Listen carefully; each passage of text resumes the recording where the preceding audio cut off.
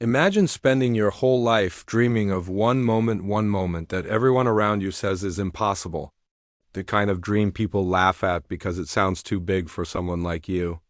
But what if I told you that today? That impossible dream is finally happening? What if I told you that I, a kid who once couldn't even afford to ride a carousel, just opened a full theme park? And everything is on the line? If you stay with me till the end, you'll see how a single promise, made years ago under a broken streetlight, turned into the biggest, most emotional journey of my life. And I promise if you've ever had a dream people told you to give up on, this story is for you. The morning the gates were supposed to open, the theme park didn't just look new, it felt alive, like some giant creature stretching its arms after waking for the first time. Fresh paint clung to the air so strongly I could almost taste it. The roller coaster tracks, still cold from the night, shimmered in the early sunlight like polished swords ready for battle. The carousel horses stood frozen in elegant poses, as if they were just waiting for music to breathe life into their painted muscles. The main entrance arch, standing tall with huge golden letters spelling Dream Park, cast a long shadow over the pavement. It was everything I had pictured, sketched, and fought for. But inside my chest, nothing felt solid. My heartbeat was uneven, like it was tripping over itself with every breath.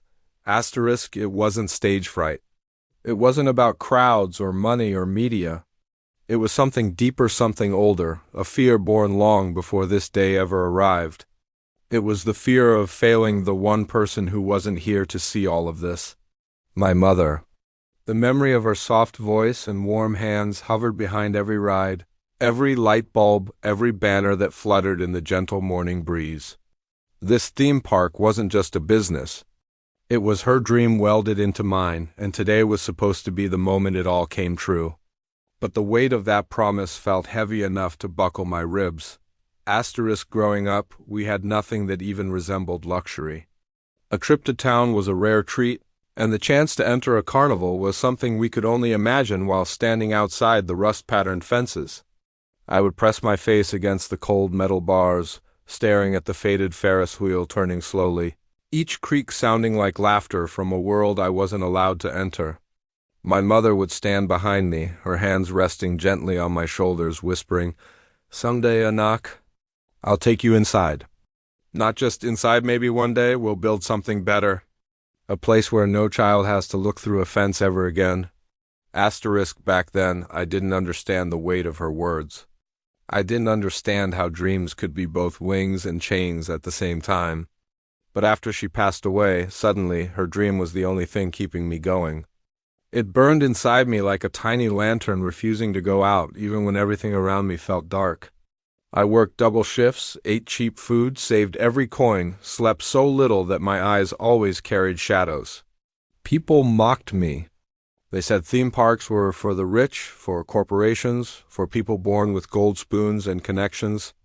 They told me to be realistic, as if reality was supposed to be nothing more than survival and regret. Asterisk, but I held on.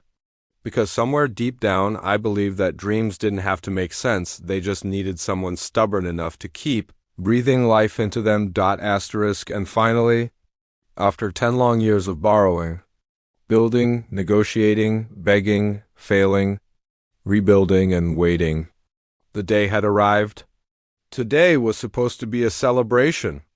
Today was supposed to be the proof that dreams win if you don't let them die. Asterisk. But the universe had a way of testing people at the worst possible moment. Asterisk, just an hour before opening. Dark clouds rolled across the sky like massive ink stains spreading over paper. The wind picked up, sharp and aggressive, whipping through the banners with a furious hiss. Decorations shook loose. A giant inflatable mascot toppled sideways onto the pavement with a loud thump that echoed through the empty entrance area. Staff hurried in all directions, their radios buzzing with frantic updates.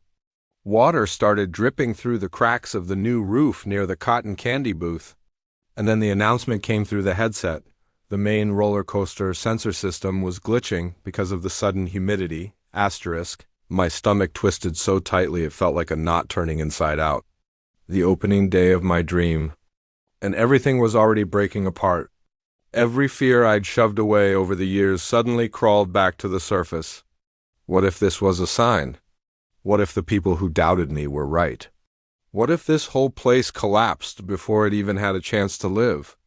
Asterisk, should we delay the opening? One of the staff asked. His voice trembled, not out of fear of the storm, but fear of disappointing me. Asterisk, delay? After all the sacrifices? After all the nights I cried myself to sleep, imagining this moment? After all the promises I whispered to my mother's framed photograph on my desk? Asterisk, but another voice whispered inside me, the voice of doubt, the one that had survived every hardship, the one that knew exactly how fragile hope could be. It whispered, what if the storm destroys everything? What if today becomes the failure everyone predicted? What if you're not ready?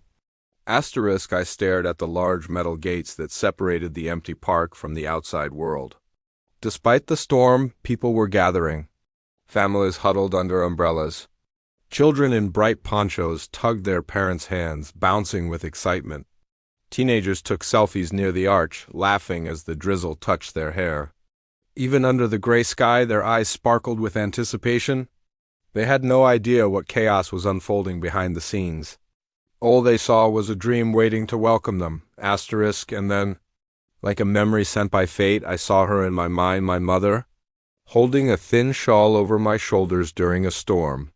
Her smile warm despite the rain dripping from her hair. Dreams don't wait for perfect weather, she used to say. Asterisk, I swallowed the lump in my throat.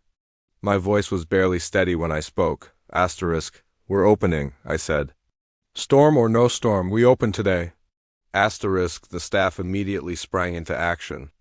Technicians scrambled to fix the roller coaster sensors, wiping water from the console screens. Janitors rushed to clear puddles forming near the entrance.